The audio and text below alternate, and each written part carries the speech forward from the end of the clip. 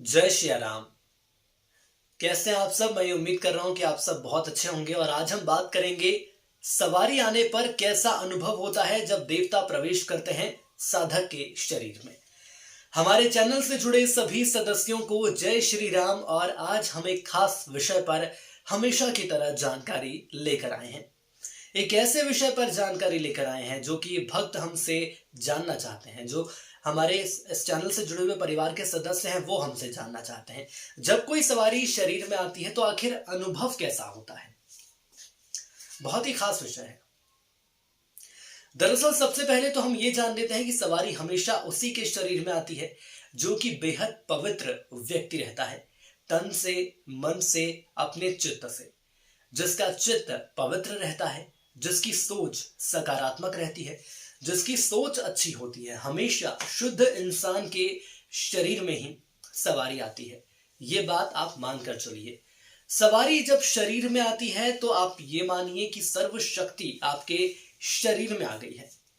लेकिन उसके लिए उस भक्त में इतना सामर्थ्य होना चाहिए, उस भक्त में इतनी शक्ति होनी चाहिए, उसमें इतना जप होना चाहिए कि जब वो शक्ति आए तो इंसान उसे झेल सके। क्योंकि उस भक्त में इतना तपोबल नहीं होता कि वो उसको साथ लेकर चल सके या उसको अपने साथ समाहित कर सके।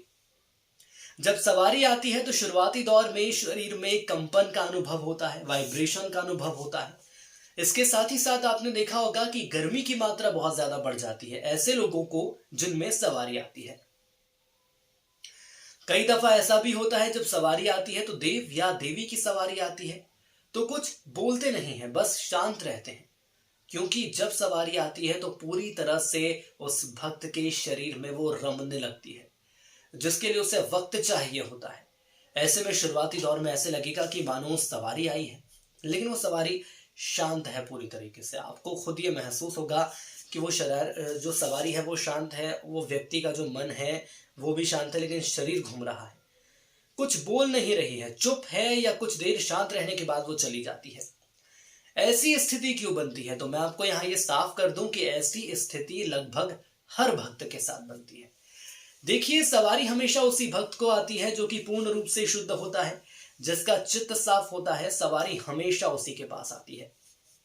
लेकिन इसका मतलब ये नहीं होता है कि जिस व्यक्ति का चित्त पूरी तरह से सही हो, स्वच्छ हो, एक बार में ही सवारी उसके ऊपर आ जाएगी और चौकी बैठ जाएगी। जी नहीं, ऐसा नहीं होता है।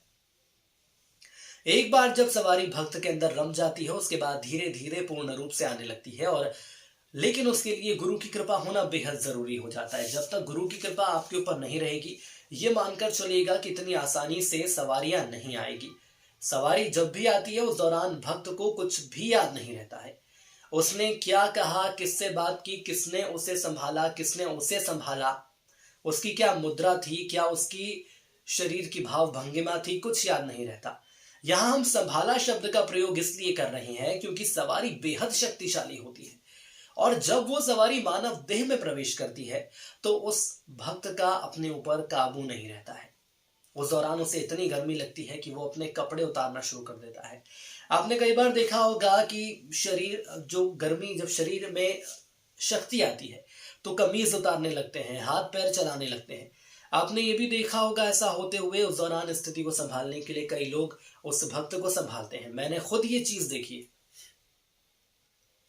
हालांकि यह भी बात सही है कि भक्त को बिल्कुल पसंद नहीं आता कि जब सवारी आए तो कोई उस भक्त को छुए, उसे संभालते हैं, उसे पकड़ते हैं। उसको बिल्कुल पसंद नहीं आता कि कोई उसे टच करे, बिल्कुल पसंद नहीं आता। क्योंकि वो देव सवारी रहती है, सवारी रहती शुद्ध। एकदम से तेज गर्मी के साथ रक्त का बहाव तेजी से बहने लगता है, जो नसें होती हैं वो दिखने लगती हैं। कई बार उस साधक की जो नसें होती हैं वो ऐसी साफ दिखती हैं, आंखें पूरी तरह से लाल हो जाती हैं। अजीबो गरीब हरकतें उस भक्त के द्वारा होनी शुरू हो जाती हैं। आप कभी किसी चौकी में गए होगे तो आपने देखा होगा, तो आपको मेरी बात पे पूरी तरह से यकीन होगा कि हाँ, मैं सही कह रहा हूं। मैंने खुद ये देखा है कि जब सवारी आती तो इंसान की परिस्थिति बदल जाती है। खास बात यह है कि जब वो सवारी किसी शरीर से जाती है तो उस दौरान वो भक्त निद्रा में रहता है। उस दौरान भक्त को बहुत थकावट महसूस होती है।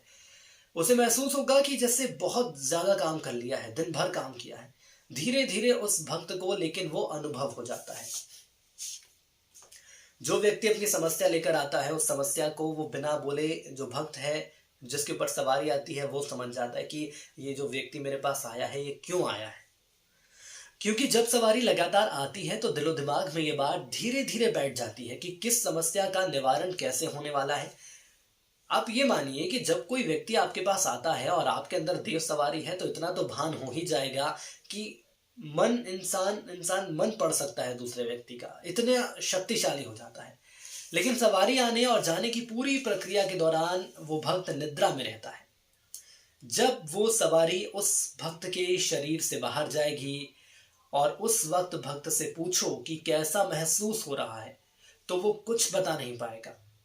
पहली बात तो ये कि बहुत मुश्किल हो जाता है उस भक्त से पूछना, लेकिन मैं यहाँ आपको ये साफ कर दूं कि यदि कोशिश भी की जाती है तो उसको कुछ याद नहीं रहता। उसे बस इतना ही लगेगा कि कुछ देर पहले वो नींद में गया था और जैसे उसको मान लीजिए कि जगाया है तो उसको ये अनुभव होगा कि मुझे जगाया है लेकिन कुछ हुआ है। क्या हुआ है? किसी भक्त को जब सवारी उसमें आती है तो ये पूरा अनुभव रहता है, लेकिन उसको इस बात का भान नहीं रहता कि उसने क्या कहा, उसने क्या किया, उसे क्या करना है, किस तरीके से उसे उस वक्त यदि सवाल पूछो कि क्या आपने कुछ देर पहले जो बताया कितने लोग थे, वो नहीं बता पाएगा। लेकिन धीरे धीरे उसको इस बात का अनुभव हो जाएगा। लेकिन ये मानिए कि जब वो परम शक्ति आपके अंदर आती है उस वक्त आपको कुछ होश नहीं रहता है। आपको नहीं पता रहता है कि आप होश में हो, बेहोश हो या आप किसी दूसरी शक्ति के वश में हो। वो ऐसा होता है और ये परिस्थिति इसलिए बनती है क्योंकि जो हमारे शरीर की अंदरूनी सकारात्मक शक्ति है और हमारे बाहरी एक आवरण बन जाता है, उस आवरण में हमारी अंदरूनी शक्ति मिल जाती है और उसके बाद वो शरीर में उठ जाती है और वो समाहित होने लगती है। वो सामर्थ्य देखती है कि आखिर इसकी शक्तियां कितनी सच्ची हैं, किस हिसाब से ये इन शक्तियों को झेल सकता है।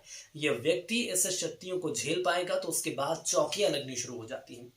और ये मानकर चलिए कि जब चौकियों में हजारों लोगों का आना होता है, जब भीड़ लग जाती है, जब इतने सारे लोग आ जाते हैं, तो यही सोचिए कि परम शक्ति आपके अंदर है और वो परम शक्ति इन तमाम लोगों की समस्याओं का समाधान करने वाली है।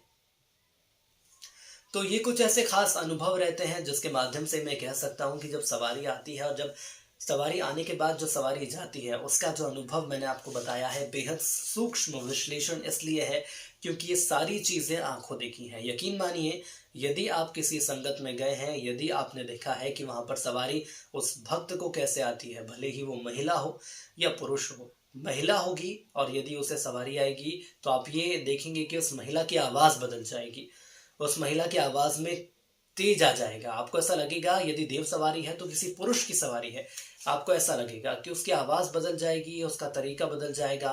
पहले तो बहुत ही ज़्यादा आक्रोशित वो आपको लगेगा, लेकिन धीरे धीरे वो सवारी जो है वो उसमें रम जाएगी।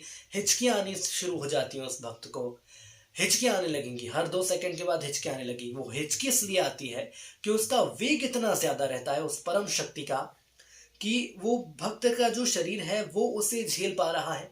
बड़ी मुश्किल से जितना वक्त है वो कटता है, लेकिन जब वो धीरे धीरे अनुभव हो जाता है उसके बाद वो भक्त का शरीर भी उसमें ढल जाता है। और एक बात का ध्यान रखिए, एक निश्चित समय होता है सवारी का आने का। मान लीजिए कि सवारी 1 घंटे रहेगी, 2 घंटे रहेगी या 15 मिनट 20 मिनट रहेगी।